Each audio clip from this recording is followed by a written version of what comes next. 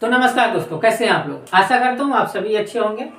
तो अभी जो मैंने इसकी पिछली वीडियो में बताया था कि पॉलिटी से रिलेटेड कौन कौन से टॉपिक आपको बहुत ही ज़रूरी हो जाते हैं पढ़ना, जिसमें कि मैंने बताया था कि 1 से लेकर 60 अनुच्छेद आपके होठों पे होने चाहिए। ये ऐसा नहीं कि बीपीएससी या यूपीपीसीएस किसी भी एग्जाम के पर्पज से जो है वो इम्पोर्टेंट टॉपिक हो जाता है अनुच्छेद।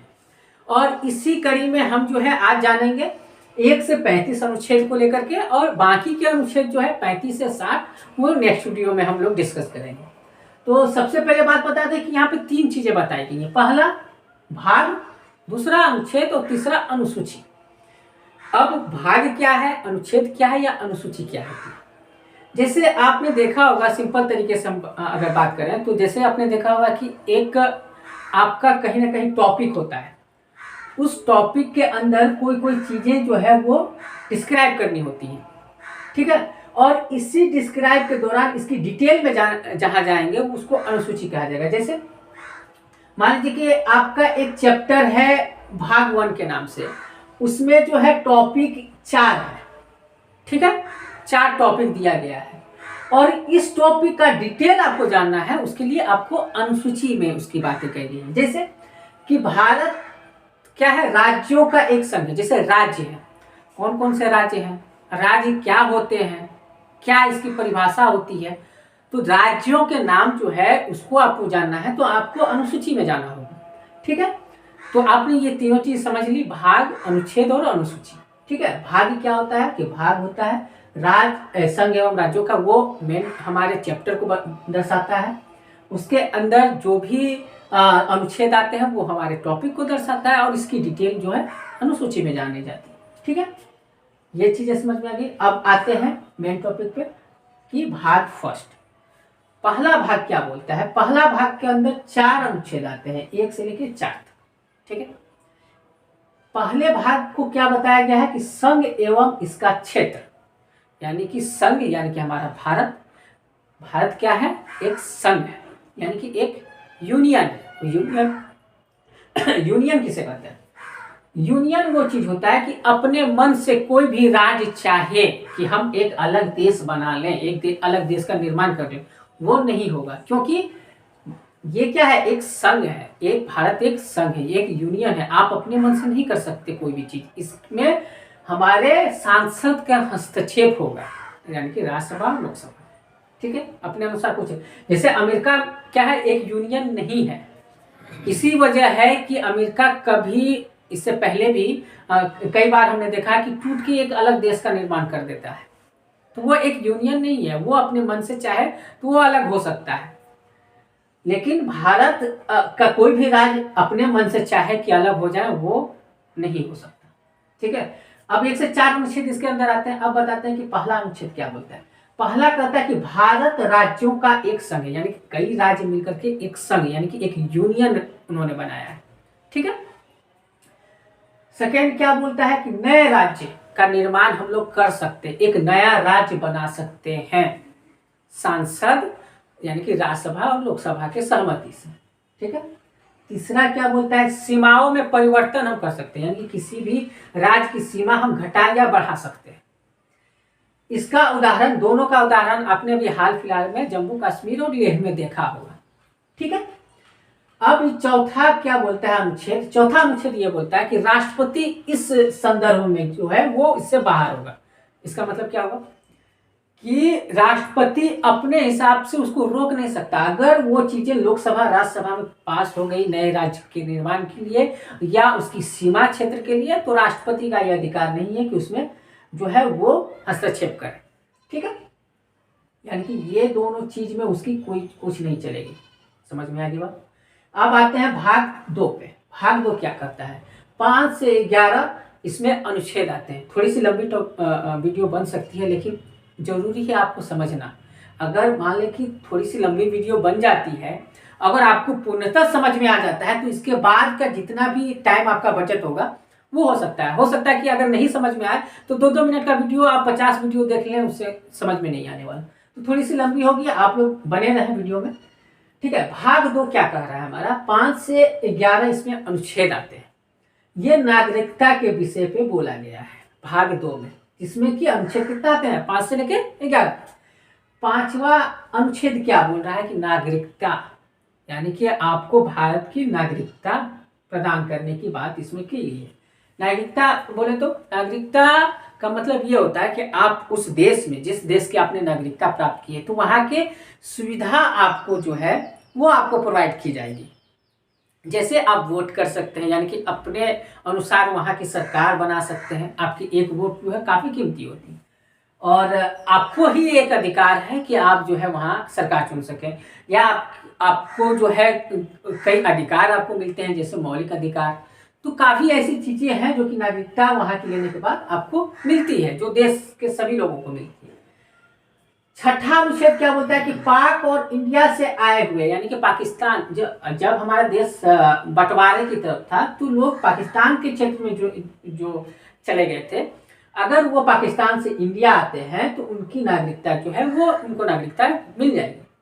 7वां अनुच्छेद क्या कहता है? 7वां अनुच्छेद कहता है कि अगर आप इंडिया से पाकिस्तान गए, फिर आपको लग रहा है कि नहीं पाकिस्तान आ गए, लेकिन यहाँ जो है मेरी कुछ अच्छा यहाँ पे सुविधाएं नहीं है, या यहाँ की जो प्रशासन है वो ठीक नहीं है, तो अगर आप फिर वापसी इंडिया आते हैं, उसमें भी आपकी नागरिकता बनी रहेगी।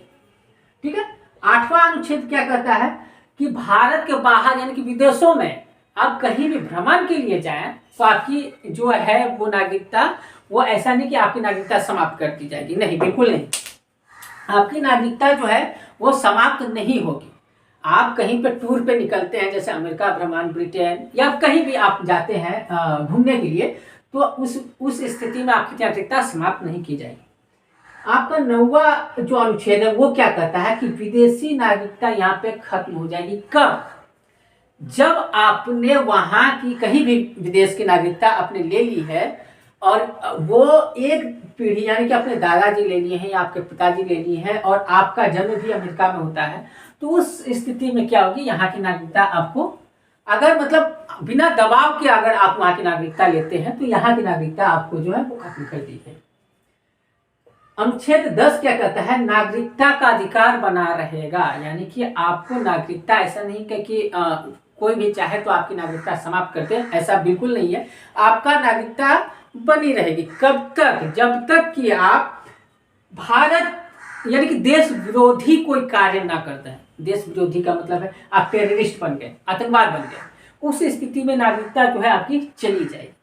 यानी कि देश के खिलाफ आपने कुछ भी ऐसा कदम उठाया जो देशद्रोह कहलाता हो, उस स्थिति में आपकी नागरिकता जो है वो भारत सरकार आपकी नागरिकता समाप्त कर सकती है। 11वां अनुच्छेद क्या बोलता है? 11वां अनुच्छेद बोलता है कि नागरिकता पर कानून जो है वो सांसद बना सकता है। ऐसा नहीं कि एक कानून बन गया तो वो सदियों तक चलता रहेगा, नहीं। अगर सांसद चाहे तो किसी भी नागरिकता कानून ला सकता है। अभी हाल फिलहाल आपने देखा होगा कि एक नागरिकता कानून जो है वो सांसद लेके आया था कि भारत के जितने भी पड़ोसी राज्य हैं उसमें जो भी अल्पसंख्यक लोग हैं, अगर वो भारत में 4 वर्षों तक निवास करते हैं, तो उनको जो है नागरिकता प्रदान कर दी जाएगी। इस पर अभी डिबेट चल रहा है, अभी कोर्ट में केस चल रहा है।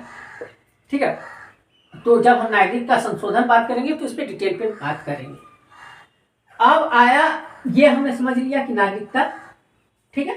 अब आते हैं भाग 3 पे। भाग 3 क्या बोलता है? मूल अधिकार के बारे में। ये इंपॉर्टेंट हो जाता है किसी भी व्यक्ति।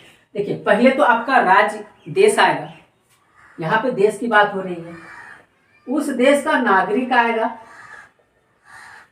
अब उस नागरिक का क्या क्या अधिकार होगा उसकी बात आएगी। समझ रहे हैं? छोटे छोटे करके समझेंगे। पहले देश आता है, उसके बाद वहाँ की नागरिक आती है, और उस नागरिक के बाद उस नागरिक को क्या क्या अधिकार दिए जाते हैं अपने देश के लिए, तो ये अधिकार दिए जाते हैं, इसी को हम लोग मूल अधिकार कहते हैं। ठीक है, इसमें परिभाषा दी गई है राज्यों की कि कोई भी राज्य कैसा हो सकता है, या राज्य का डिफिनेशन क्या है, ये बताया गया है अनुच्छेद 12। ठीक है, वहाँ जॉब कैसे हो सकती है, कोई भी राज्य अपना जॉब जो बहाली निकालता है, जैसे बीपीएससी, इसी में कि वो कैसे निकाल सकता है, कोई भी राज्य में चुनाव कैसे हो सकते हैं, ये सभी चीज़ें जो है वो परिभाषित की गई है आपके अनुच्छेद 12 में। अनुच्छेद 13 में क्या है? अल्पीकरण, यानी कि मूल अधिकार से असंगत, अल्पीकरण का मतलब होता है कुछ ऐसी जो स्थितियां होती हैं उसमें जो है आपका मूल अधिकार कहीं भी आपको छीना जा सकता है किसी किसी परिस्थितियां में। यहाँ पे 14वां नंबर अगर अनुच्छेद की बात करें तो विधि के समक्ष समानता, यानी कि कानून सबके लिए बराबर हो।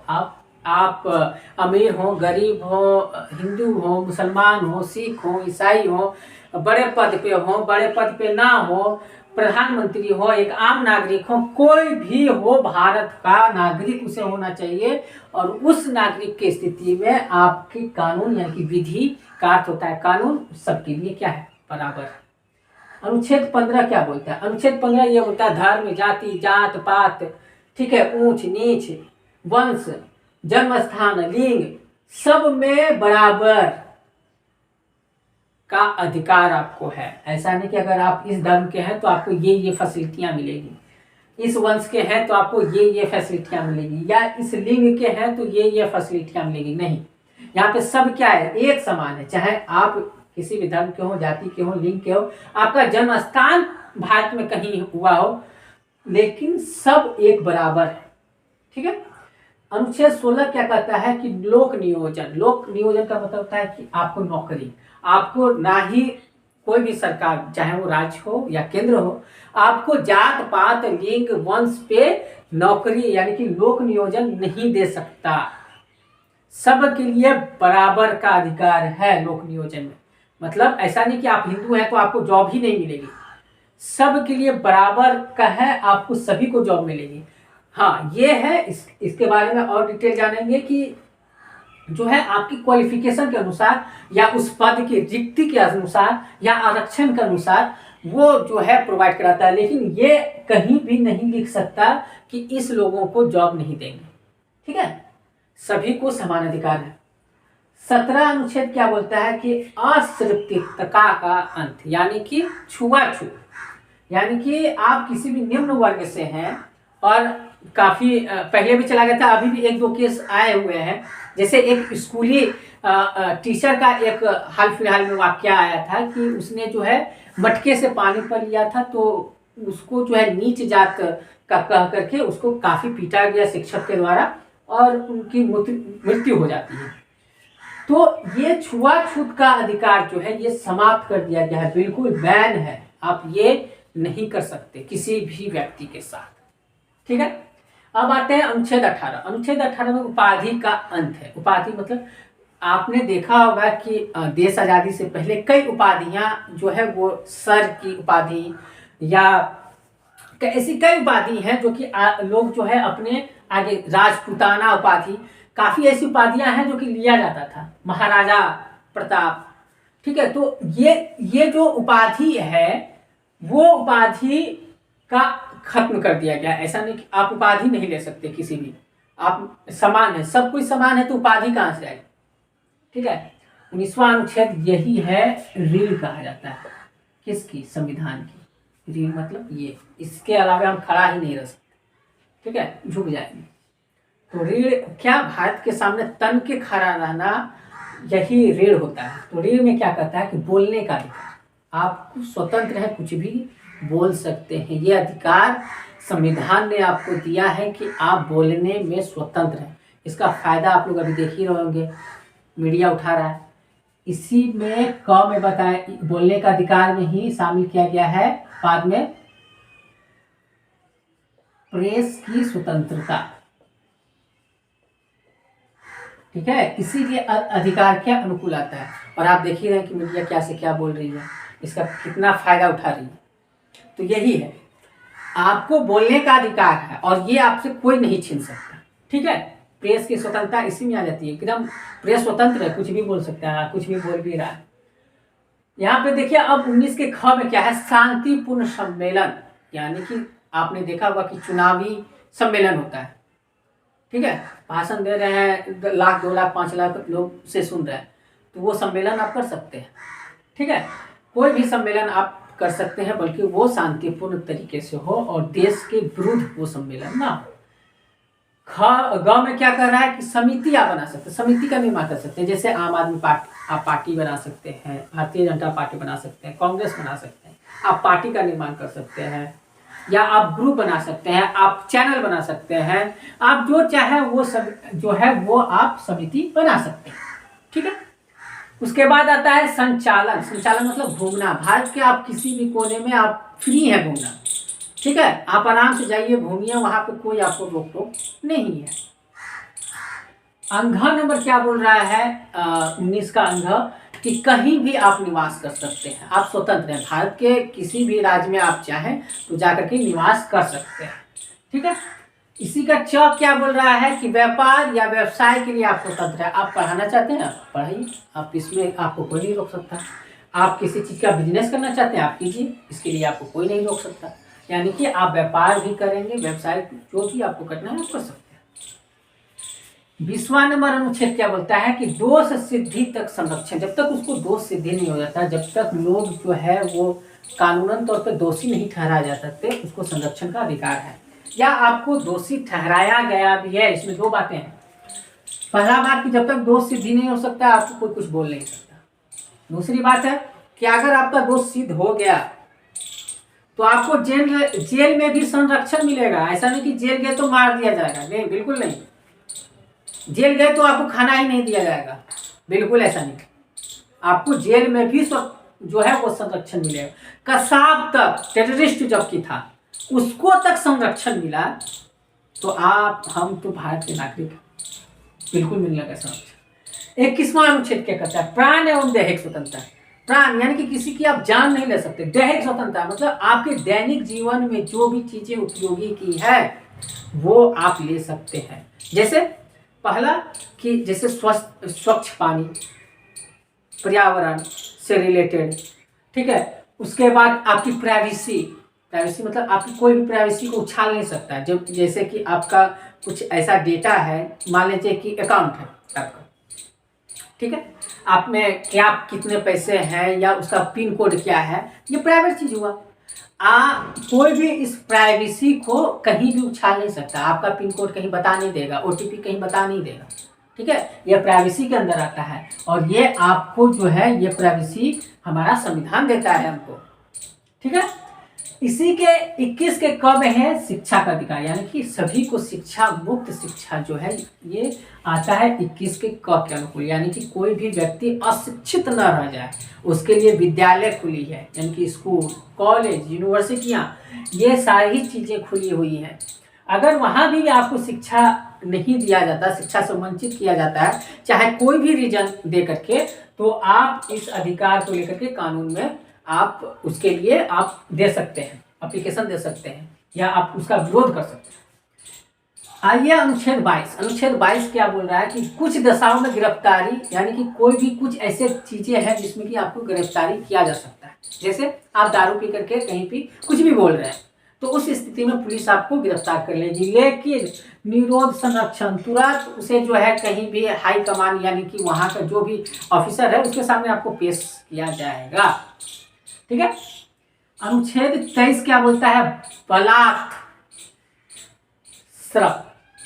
इसका अर्थ क्या होता है? बलात् मतलब बल, श्रम मतलब किसी भी लोगों के द्वारा आपसे जबरदस्ती कोई भी काम नहीं करा सकता कोई। समझ में आई बात?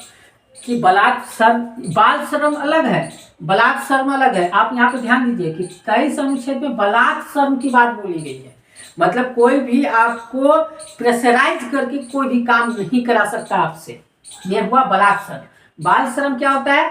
बाल श्रम यानी कि 14 साल से आपका नीचे उम्र है उसको बाल कहा जाता है, और बाल से यानी कि श्रम करवाइएगा तो वो अनुच्छेद 24 के तहत आएगा। लेकिन 23 में बलात् श्रम है, यानी कि कोई भी जबरदस्ती कार्य आपसे नहीं करवा सकता। या फिर मानव की तस्करी नहीं करवा सकता, यानी कि आपको कोई खरीद या बेच नहीं सकता। आप अगर सोच रहे हैं कि हमको कोई बेच रहा है तो आप वो कानूनन जो है वो गलती कर रहा है और उसकी सजा उसको मिलेगी। अगर आपको ऐसा लग रहा है कोई भी किसी के साथ ऐसा दुर्व्यवहार कर रहा है तो समझ में आ गई बात? दो चीज़ों के बारे में बात हुई। और इसमें और एक चीज बात है कि देश जब चाहे तो आपसे बलात् श्रम करवा सकता है। यानी कि कहीं पे युद्ध छिड़ गया और सेना कम पड़ गई तो आपको बोलेगा कि आप जो है देश के साथ लड़िए, हम लोगों के पक्ष में लड़िए, उस समय सरकार आपसे बुला, लेकिन वैसी स्थिति आएगी नहीं, क्योंकि कोई भी देश का व्यक्ति नहीं चाहता कि जो है ये नौबत ही नहीं आने देगा कि सरकार उसको प्रेशराइज करे। वो खुद अपने आप बोलेगा कि हम जो है वो अपने देश के खिलाफ कुछ करना चाहते हैं, हमको भी लड़ने का मौका दें। ये तो सभी चाह रहा है कि कब सरकार बोले तो जाकर के हमला कर देंगे। समझ में आ गई ये दोनों चीजें। अब आती है 25 नंबर। 25वां अनुच्छेद क्या कहता है? अंतःकरण धर्म प्रचार या आचरण। अंतःकरण धर्म यानी कि आप किसी भी धर्म, जिस धर्म में आप हैं पहले से, उस धर्म को लेकर के आप में संशय है कुछ, तो आप धर्म परिवर्तन कर सकते हैं या प्रचार कर सकते हैं या उसका आचार कर सकते हैं, यानी कि आप किसी भी धर्म को किसी भी तक पहुंचा सकते हैं। ठीक है, अगर उसकी कुछ खामियां आपको नजर आ रही है तो आप उस धर्म से दूसरे धर्म परिवर्तन हो जाएंगे, या उसी धर्म में रह करके आप जो है उस धर्म के उस भाग को आप नकार दीजिए। ठीक है, तो ये चीजें जो है आपके ऊपर डिपेंड करता है। 26वां नंबर क्या कहता है अनुच्छेद? धार्मिक कार्यों की स्वतंत्रता। आप धार्मिक कार्य अगर कर रहे हैं, जैसे दशहरा कर रहे हैं, रावण दहन कर रहे हैं, धार्मिक कार्य हो गया। आप कहीं पर नमाज पढ़ रहे हैं, धार्मिक कार्य हो गया। तो ये चीजें करने की आपकी स्वतंत्रता है, आप कोई भी धार्मिक कार्य अपने कर सकते हैं शांतिपूर्ण तरीके से। धार्मिक कार्य के लिए जो भी पैसा के आपके पास है या उस समिति के पास है, उस पर क्या होगा? टैक्स नहीं लगेगा। 28वां क्या बोल रहा है कि धार्मिक शिक्षा, 28वां अनुच्छेद, धार्मिक शिक्षा ना ही कोई स्कूल में ना कॉलेज में आप नहीं कर सकते। यानी कि अगर कोई स्कूल जो है पढ़ाने के विषय, कोई भी सरकारी स्कूल है, उसमें आप धर्म का प्रचार नहीं कर सकते। आप अलग अपना धार्मिक प्रचार कर सकते हैं, लेकिन कोई भी संस्थान में जो कि सरकारी संस्थान है, वहां पे आप धर्म का प्रचार बिल्कुल नहीं कर पाइएगा। 29वां अनुच्छेद क्या कहता है कि अल्पसंख्यकों के हितों में संरक्षण, यानी कि जो भी अल्पसंख्यक लोग हैं, अल्पसंख्यक का मतलब होता है जिनकी संख्या कम हो दूसरे धर्म की तुलना में, दूसरे जाति की तुलना में, दूसरे कोई भी चीजों की तुलना में, तो वहां पे उसके हितों में संरक्षण, यानी कि इन्हें कि ये 4 ही घर बचा है तो उसको दबा करके खत्म कर दो इन 4 घरों को, ऐसा नहीं है। उसका संरक्षण जो है कानूनन अधिकार है, वो पुलिस उसको संरक्षित करेगी, कोई भी चीजें उसके साथ नहीं घटित होगी। अल्पसंख्यकों को शिक्षा या प्रशासन का अधिकार, यानी कि अल्पसंख्यकों को ऐसा नहीं कि आप ईसाई हैं या पादरी हैं या कोई भी अगर आप हैं किसी भी धर्म से आते हैं, अल्पसंख्यक हैं, तो आपको शिक्षा से वंचित नहीं किया जा सकता। ऐसा नहीं कि आपका तो संख्या बहुत कम है हमारे भारत देश में, तो आपको शिक्षा का कोई जरूरत है नहीं, ऐसा नहीं है। बिल्कुल आपको शिक्षा ले सकते हैं। प्रशासन का अधिकार है, मतलब प्रशासनिक तौर पे भी ऐसा नहीं कि आप उस गांव से उसको निकाल दें। सभी चीजों का अधिकार दिया गया है, जो सबको अधिकार है वो अल्पसंख्यक को भी अधिकार है। ठीक है, अब 31 नंबर क्या बोल रहा है कि संपत्ति का अधिकार, ये खत्म कर दिया गया है 44वां संविधान संशोधन के अनुरूप। ठीक है, अब आते हैं 32 नंबर पे, ये आत्मा यानी कि रिट, इसको क्या बोलते हैं? 32वां संविधान, माफ कीजिएगा, 32वां अनुच्छेद को क्या बोलते हैं? संविधान की आत्मा है रिट। 5 तरह की रिट होती हैं। जब मैं इसके बारे में पढ़ाऊंगा तो वो 5 रिट के बारे में विश्लेषण करूंगा। ठीक है, तो ये हमारा जो था 1235 अनुच्छेद थे, और हमें लगता है कि आपको सही तरीके से समझ में आया होगा। और इसके नेक्स्ट वीडियो में हम 36 से लेकर 60 अनुच्छेद तक के बारे में हम जानेंगे। और ये जो है आप ऐसा, माफ कीजिएगा, 32 तक ही हमने पढ़ाया, और 33 अनुच्छेद जो है वो बात करते हैं। 33वां अनुच्छेद क्या कहता है? सशस्त्र बलों में मौलिक अधिकार का खत्म हो जाना। सशस्त्र बल यानी कि जो भी आर्मी है, अगर वहाँ पे कोई भी चीज़ें लागू हो जाती हैं, जैसे आपके क्षेत्र में अगर 144 धारा लागू होगी, 144 का मतलब कोई भी आपातकाल लागू हो गया, तो उस स्थिति में क्या होगी? आपकी कुछ मौलिक अधिकार आपसे छीनी जा सकती है। 34वां भी वही बोल रहा है, मार्शल लॉ लागू होगा। और 35वां ये जो लागू होगा, इसके प्रक्रिया, ठीक है, इसके प्रक्रिया के बारे में बताया गया है, इसके क्या क्या रूल होंगे इसको लागू करने के। ठीक है, तो हमने 35 देख लिया, और ये 35 अनुच्छेद 36 से 60 हम लोग बाद में देखेंगे, जैसे मैंने पहले बता चुका हूँ। और ये सभी चीज़ों जो है वो इस तरह से याद कीजिए कि आपके होठों पे हो, और ये सबके लिए इंपॉर्टेंट हो जाता है, चाहे आप किसी भी क्षेत्र की तैयारी करें। ठीक है, इस वीडियो में इतना ही दोस्तों। टेक केयर, बाय बाय, जय हिंद।